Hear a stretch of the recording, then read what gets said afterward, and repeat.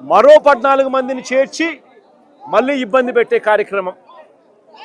మూడో కేసుకు వచ్చేసరికి మరో 12 మందిని మళ్ళీ ఇరికిచ్చే కార్యక్రమం. ఈరోజు మొత్తంగా 38 మందిని రిమాండ్కు పంపిన పరిస్థితులు ఈరోజు చూస్తూ ఉన్నాం. నేను అడుగుతా ఉన్నా, ఇంతకన్నా దారుణమే ఇంకొక విషయం ఏమిటి అని అంటే, ఇంతకన్నా దారుణమైన విషయం ఇంకొకటి ఏమిటి అని అంటే, ఎమ్మెల్యేతో కూడా సరిపెట్టుకోవడంలా ఎమ్మెల్యే కొడుకును, ఎమ్మెల్యే తమ్ముడి కొడుకును మొత్తం అందరినీ జైల్లో పెట్టినారు. అంతేకాదు మరో తమ్ముడి కొడుకును ఇరికించే కార్యక్రమం చేశారు. ఇలా మొత్తం కుటుంబాన్ని మొత్తం టార్గెట్ చేస్తూ ఉన్న పరిస్థితులు కనిపిస్తూ ఉన్నాయి. నేను ఒకసారి కొన్ని వివరాలను చెప్తాను, క్లుప్తంగా వివరాలన్నీ. 6 నేరాలను ఎలా చేశారో చెప్తాను. 6 ఇన్స్టెన్సెస్ ఇదే కేసులో నేను సైట్ చేస్తాను. న్యాయం ధర్మం బతుకున్నాయా లేదా అన్నది ప్రజాస్వామ్యంలో ఉన్న ప్రతి ఒక్కరూ కూడా ఆలోచన చేయమని కోరుతా ఉన్నా. ఆగస్టు 1వ తారీఖున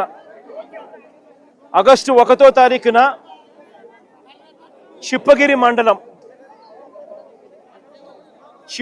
మండలం నుంచి సంగాల అనే ఊరు కేవలం 6 కిలోమీటర్ల దూరంలో ఉంది.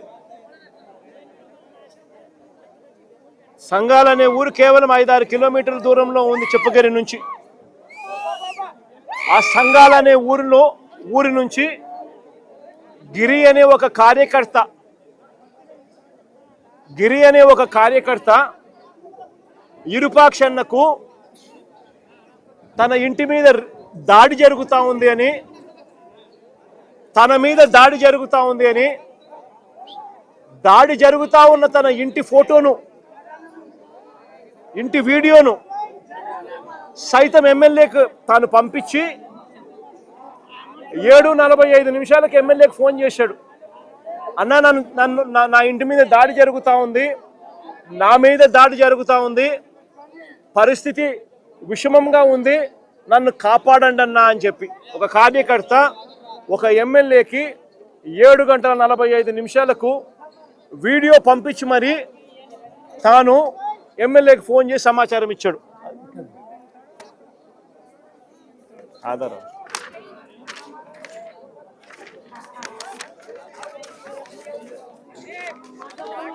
ఇది గిరి అనే కార్యకర్త ఎమ్మెల్యేకు 7:45 ఫోన్ చేసిన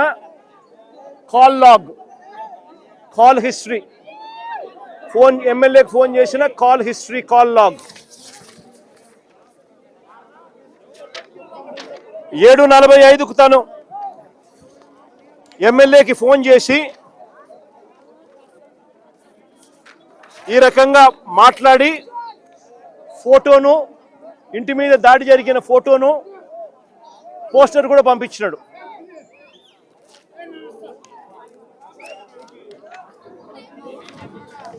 ఎమ్మెల్యే ఒక కార్యకర్త తనకు ఫోన్ చేసినప్పుడు అవి చూసినప్పుడు నివ్వెరపోయి ఎమ్మెల్యే వెంటనే చిప్పగిరి పోలీస్ స్టేషన్ ఎస్ఐకి 7:47 అంటే వెంటనే మాట్లాడిన తర్వాత 7:47 ఎస్ఐకి ఫోన్ చేసినాడు.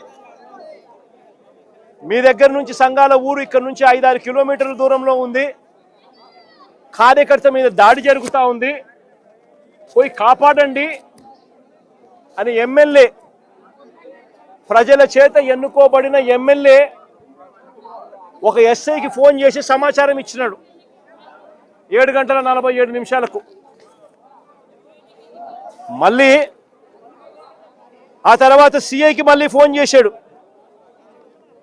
సిఐకి ఫోన్ చేసిన తర్వాత సిఐకి ఫోన్ చేస్తే ఫోన్ ఎత్తడంలా, ఫోన్ దొరకడంలా. మళ్ళా 8:03 సిఐకి కూడా ఫోన్ చేసి సమాచారాన్ని ఇచ్చినాడు. సిఐకి కూడా ఎమ్మెల్యే ఫోన్ చేసి ఇలా గిరి అనే కార్యకర్త మీద దాడి జరుగుతూ ఉంది సంఘాలనే గ్రామంలో, వెళ్ళి కాపాడండి మీరు, నాకు గిరి ఫోన్ చేశాడు, ఫోటోలు పంపించినాడు, తన ఇంటిలో జరుగుతూ ఉన్న దాడికి సంబంధించిన వివరాలు తెలియజేస్తూ ఉన్నాడు, వెంటనే పోండి అని చెప్పి మళ్ళీ 8:03 సిఐకి కూడా చెప్పినాడు. అయినా ఎవడు బోలా. ఒక మనిషి మీద దాడి జరుగుతూ ఉందని పోలీసులకు చెప్తే ఎమ్మెల్యే లాంటోడు ఫోన్ చేసి చెప్పినా కూడా దిక్కు దివానం లేని పరిస్థితిలో ఈరోజు రాష్ట్రంలో ప్రజలు ఉన్నారు. ఎమ్మెల్యే కాదు, ఎవడు ఫోన్ చేసినా సిఐ అనేవాడు, ఎస్ఐ అనేవాడు పోవాల్సిన ధర్మం. అది ఎస్ఐ డ్యూటీ, సిఐ డ్యూటీ. ఎవడైనా కూడా నా ప్రాణం పోతా ఉంది, నా ఇంటి మీద దాడి జరుగుతూ ఉంది అని చెప్పి తనకు ఏదైనా సమాచారం అందితే వెంటనే అక్కడికి వెళ్ళి కాపాడాల్సిన ధర్మం ఎస్ఐ మీద, సిఐ మీద ఉంది. అట్లాంటిది ఎమ్మెల్యే చెప్తే కూడా పోలా. ఎమ్మెల్యే చెప్తే కూడా పోకపోతే ఆ తర్వాత మళ్ళా 8:08కి అంటే మళ్ళా దాదాపుగా అరగంట తర్వాత 7:45కు తను గిరి ఫోన్ చేసినాడు మొదటిసారి ఎమ్మెల్యేకి.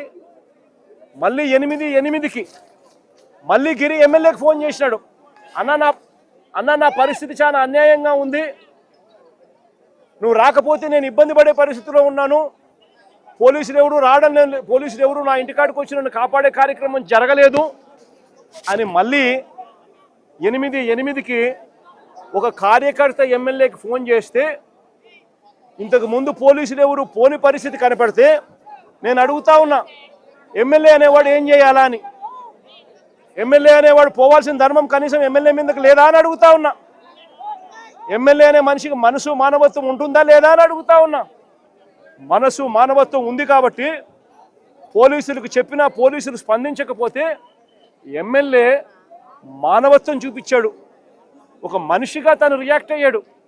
వెంటనే ఎమ్మెల్యే ఆ గ్రామానికి పోయాడు, ఆ సంఘాలనే గ్రామానికి ఎమ్మెల్యే పోయాడు కార్యకర్తను కాపాడుకునే దానికోసం. వెళ్ళి